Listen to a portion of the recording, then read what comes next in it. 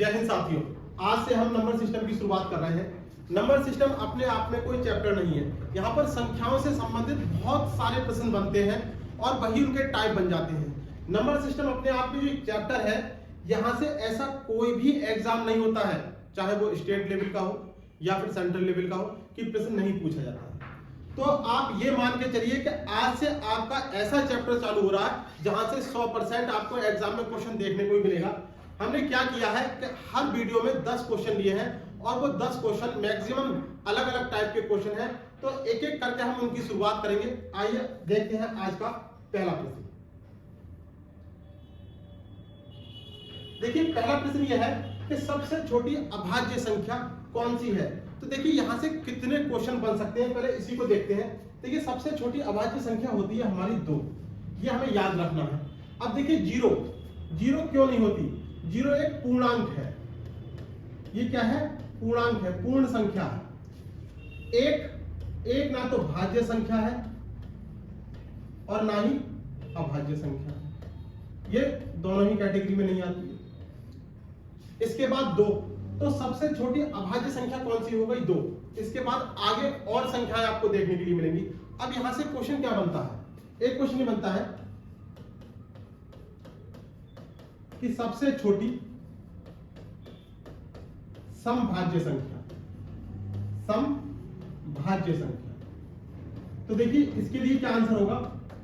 इसके लिए आंसर होगा 4।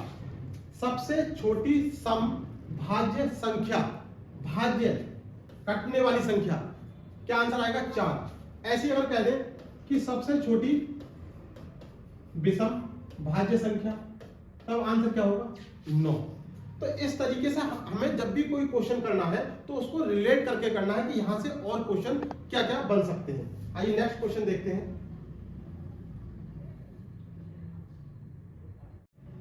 आइए नेक्स्ट क्वेश्चन देखते हैं। देखिए, आपका भी प्रश्न है कि 1 से 100 तक कुल कितनी अभाज्य संख्याएं होती हैं। तो देखिए, इस प्रश्न के लिए आंसर होगा 25। अब इस प्रश्न के बारे में थोड़ा सा डिटेल से देखते हैं। देखिए, 1 से लेकर 100 तक की बात कर रहा है, तो जिस तरीके से हमारा जो मोबाइल नंबर होता है वो 10 अंकों का होता है, ऐसे यहाँ पर एक कोड है। कोड क्या है आपका? ये 44 22 32 23 और 21। देखिए, 10 अंकों का ये कोड है। 2 2 4 2 6 2 8 और 2 10। आपसे कहेगा कि 10 तक कुल कितनी अभाज्य संख्याएं हैं। तो 10 तक कुल कितनी अभाज्य संख्या हो गई? 4। कौन कौन सी हो जाती है? देखिए, एक 2 हो गई, एक 3 हो गई, एक 5 हो गई और एक 7 हो गई। इस तरीके से 10 तक कुल कितनी अभाज्य संख्या हो गई? 4 हो गई। और 11 से लेकर 20 तक कितनी अभाज्य संख्या हो गई? फिर से 4 हो गई। 30 तक कितनी अभाज्य संख्या हो गई? 2 हो गई। 40 तक यानी 31 से 40 के बीच में कितनी हो गई? फिर से 2 आ गई। 41 से 50 के बीच में 3 और 50 से 60 के बीच में 2, 60 से 61 से 70 के बीच में 2 और यहाँ 80 तक 3 और 81 से 90 तक 2 और 91 से 100 तक 1। तो अगर आप इन सबको काउंट करोगे तो इन सब का योग कितना आएगा? 25 आएगा। लेकिन अब हमें करना क्या है? यहां पूछा था कि 1 से 100 तक कुल कितनी अभाज्य संख्या होंगी, तो हमें याद रखना है 25। और अगर आपसे पूछ ले कि 100 यानी 70 और 80 के बीच में कितनी होंगी, तो हमें इस तरीके से, अगर हमें ये कोड या ये नंबर याद होंगे तो हम कर सकते हैं। इससे अलग देखिए, एक फार्मूला बनता है 6n ± 1। यहां पर n की वैल्यू आप क्रमशः 1 2 3 4 अगर रखते जाएंगे, इस n की वैल्यू 1 2 3 4 इस तरीके से अगर आप रखते चले जाएंगे तो आपको, और +1 और -1 करते जाएंगे, तब आपको अभाज्य संख्या मिलती जाएगी। लेकिन यहां पर याद क्या रखना होता है कि वो संख्या 5 और 7 से कटने वाली नहीं हो। देखिए, ये 6n ± 1 जो फार्मूला बना है, जो हमारी पहली 2 अभाज्य संख्याएं होती हैं उससे मिलाकर हमने ये फार्मूला बनाया है। और हमें केवल ये देखना होता है 5 और 7 से जो भी वैल्यू यहाँ पर निकल के आएगी वो 5 और 7 से कटने वाली ना हो। तो इस तरीके से आप कितनी भी, कैसी भी संख्याओं को, अभाज्य संख्याओं को ज्ञात कर सकते हैं। ये प्रश्न था हमारा 1 से 100 तक कुल कितनी अभाज्य संख्याएं होती हैं, आंसर होगा 25। चलिए नेक्स्ट क्वेश्चन देखते हैं।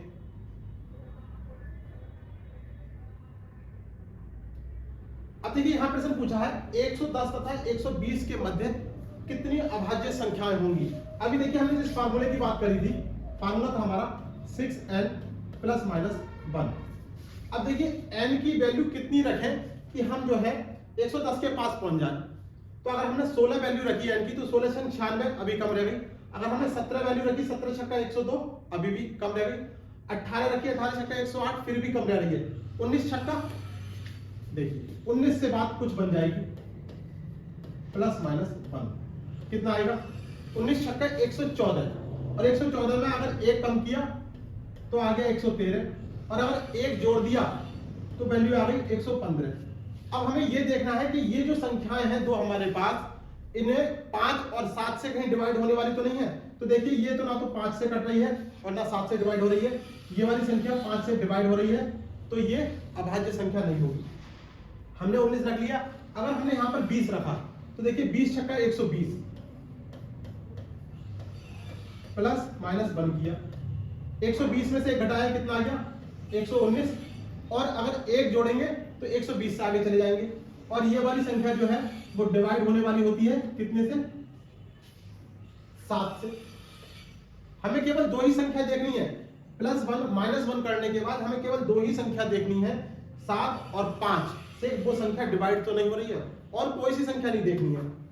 तो देखिए प्रश्न है आपका कि 110 और 120 के मध्य कुल कितनी अभाज्य संख्याएं होंगी। तो केवल एक ही अभाज्य संख्या आ रही है। आंसर क्या होगा 1। इस फार्मूले की मदद से 6n +-1 की मदद से आप किन्हीं भी दो संख्याओं के बीच में कैसे भी करके आप अभाज्य संख्याएं ज्ञात कर सकते हैं। आइए नेक्स्ट क्वेश्चन देखते हैं। निम्नलिखित में से कौन सी वह एक जोड़ी है जो कि सह अभाज्य संख्याओं के रूप में है। सह अभाज्य संख्याएं को प्राइम नंबर। देखिए को प्राइम नंबर्स के बारे में समझते हैं। देखिए अभाज्य ये तो हमें समझ में आ रहा है कि अभाज्य संख्या है।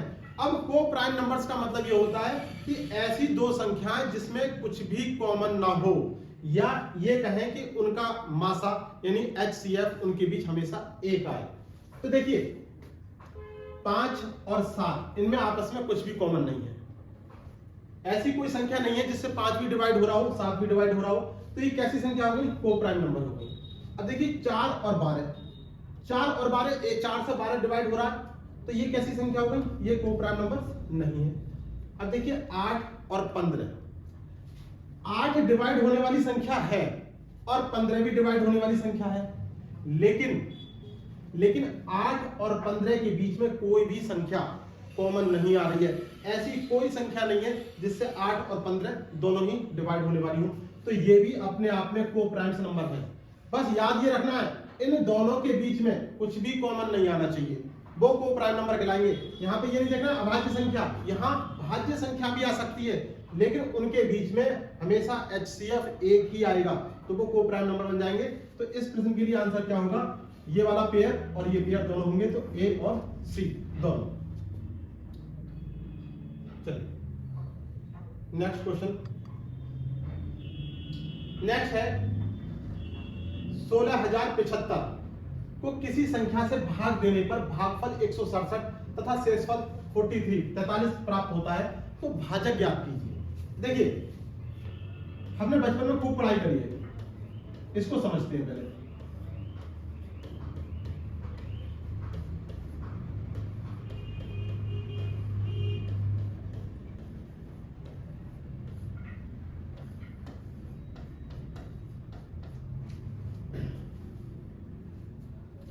देखिए जिस संख्या से हम भाग करते हैं उसको भाजक बोलते हैं, जिसमें भाग दी जाती है उसे भाज्य बोलते हैं और जो प्राप्त होता है उसे भागफल और जो नीचे बच जाता है उसे हम शेषफल बोलते हैं। इस प्रश्न में हमसे कह रहा है कि भाजक ज्ञात कीजिए। तो भाजक ज्ञात करने के लिए आपको इस प्रश्न में क्या क्या चीज दे रखी है। देखो भाजक ज्ञात करने के लिए आपको क्या करना है, भाजक बराबर देखिए क्या दे रखा है 16,075 को किसी संख्या से भाग दिया जाता है यानी भाज्य दे रखा है भाज्य माइनस। अब देखिए क्या आगे दे रखा है, यहां प्रश्न में दे रखा है शेष। तो भाज्य में से हमने शेष घटा दिया और भागफल से हमने भाग कर दिया। अगर इस तरीके का प्रश्न आपको देखने के लिए मिलेगा तो आपको क्या करना है, जो भाज्य होगा उसमें से शेष घटा देंगे और भागफल से भाग कर देंगे। देखिए कितना है 16,075 में से हमने कितना घटाना है 43 और हमें भाग कितने से करनी है 167 से। ये घटाएंगे तो कितना आएगा 16,032 और 167 से डिवाइड करेंगे तो ये वैल्यू जो निकल कर आएगी लगभग क्या ये आएगी 96। तो इस प्रश्न के लिए क्या आंसर बनेगा, भाजक ज्ञात कीजिए 96। क्या आंसर आएगा 96। ये फार्मूला ये आपको याद रखना है कि अगर इस तरीके का प्रश्न दिया हुआ होगा और भाजक पूछेगा तो भाज्य में से हम शेषफल को घटा देंगे और भागफल से हम भाग कर देंगे, हमें भाजक प्राप्त हो जाएगा।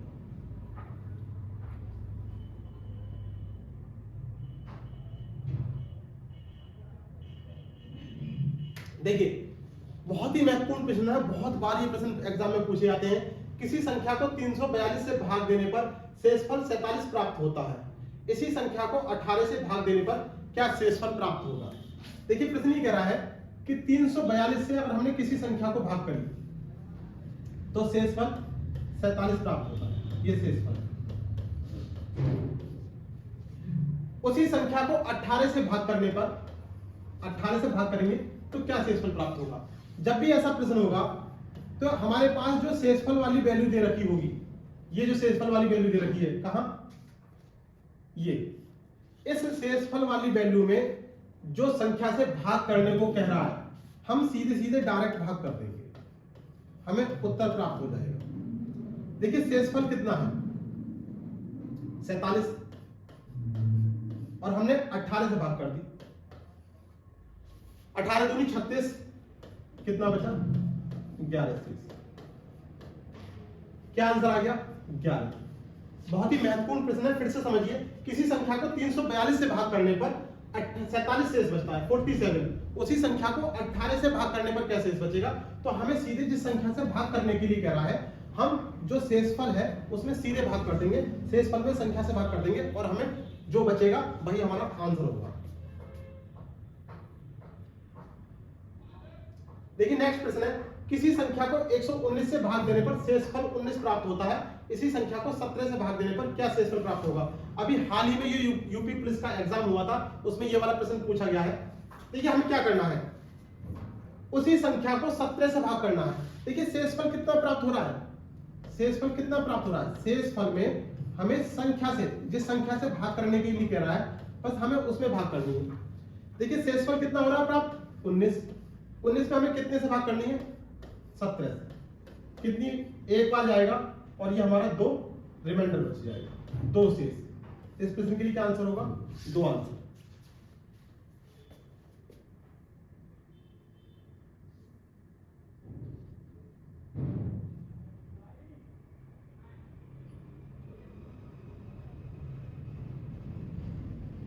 देखिए क्वेश्चन है, किसी संख्या को 36 से भाग देने पर शेषफल 8 प्राप्त होता है, इसी संख्या के 2 गुणों में 9 से भाग देने पर। अब देखिए क्या कर रहा है, प्रश्न में थोड़ा सा बदलाव हुआ है। इसी संख्या के 2 गुणे में 9 से भाग देने पर क्या शेषफल प्राप्त होगा। पिछले सवाल में और इस सवाल में यह अंतर है कि यहाँ पर कह रहा है उसी संख्या का 2 गुना करना है, तो हमें कुछ भी नया काम नहीं करना है। जो हमारे पास शेषफल दे रखा है हम उसी को 2 गुना करेंगे और फिर हम संख्या से भाग करेंगे जिस संख्या से भाग करने के लिए प्रश्न कह रहा है। देखिए शेषफल कितना प्राप्त होता है 8, तो हमने इस 8 का 2 गुना किया और संख्या कितने से भाग करने के लिए कह रहा है 9 से। 8 दूनी 16 को हमने जब 9 से भाग किया तो कितना शेष बचा 7। क्या आंसर आएगा 7, ये आंसर। यानी प्रश्न जो कहेगा 2 गुना करने को कहेगा तो 2 गुना कर देंगे, 3 गुना करने को कहेगा तो 3 गुना कर देंगे।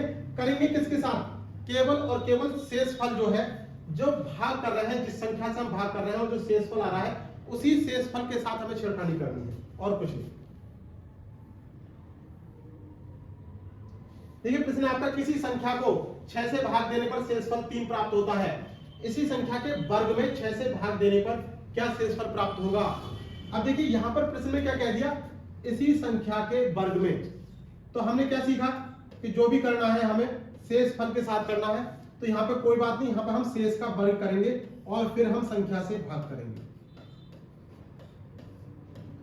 शेषफल कितना हो गया, शेषफल 3 प्राप्त होता है, तो हमने 3 का वर्ग किया और किस संख्या से भाग करने के लिए करा है 6 से भाग करने के लिए करा है।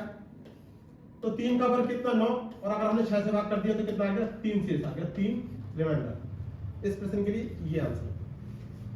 कुछ भी करना है, जो भी करना है वो शेषफल के साथ करना है। जो भी सवाल में कंडीशन दे रखी है उसको शेषफल के साथ अप्लाई कर देंगे। देखिए प्रश्न है, किसी संख्या को 75 से भाग देने पर शेषफल 3 प्राप्त होता है उसी संख्या के घन में। अब यहां प्रश्न देख लिया, प्रश्न में दिया है कि उसी संख्या के घन में 15 से भाग करने पर क्या शेष बचेगा। तो अब यहां पर शेष में हमें क्या करना है, हमें शेष का घन निकालना है। घन का मतलब शेष का क्यूब कर देना है और फिर हम संख्या से भाग कर देंगे। देखिए शेष कितना प्राप्त हो रहा है, शेषफल 3 प्राप्त हो रहा है। तो इस 3 का हम क्यूब करेंगे और संख्या कितने से भाग करने के लिए कह रहा है, 15 से भाग करने के लिए कह रहा है। 3 का क्यूब कितना हो गया, 3 3 9 27, और जब हमने 15 से भाग किया तो कितना शेष आ गया, 12 शेष आ गया। बहुत ही आसान ही तरीके से, बहुत ही आसान तरीके से इन प्रश्नों को हल किया जाता है। जो भी करना है वो हमें हमेशा शेषफल के साथ करना है। वर्ग करने को कहे, घन करने को कहे, 2 गुना करने को कहे, 3 गुना करने को कहे, 4 गुना करने को कहे, जो करना है वो शेष के साथ करके, और जिस संख्या से भाग करने के लिए करा है वो डायरेक्ट हम भाग कर देंगे। अच्छा, तो इस तरीके से ये आज की हमारी पहली क्लास थी। हर क्लास में हम 10 क्वेश्चनों को लेंगे और बहुत ही आसान तरीके से इस गणित को हम या संख्या पद्धति के चैप्टर को हम सीखेंगे। ये मेरा आपसे वादा है कि आपको इतने आसान तरीके से गणित सिखाऊंगा, इसके बाद आपको कहीं और किसी जगह पढ़ने की जरूरत ही नहीं पड़ेगी। आज के लिए बस इतना ही। जल्दी मिलते हैं संख्या पद्धति की दूसरी क्लास में। धन्यवाद।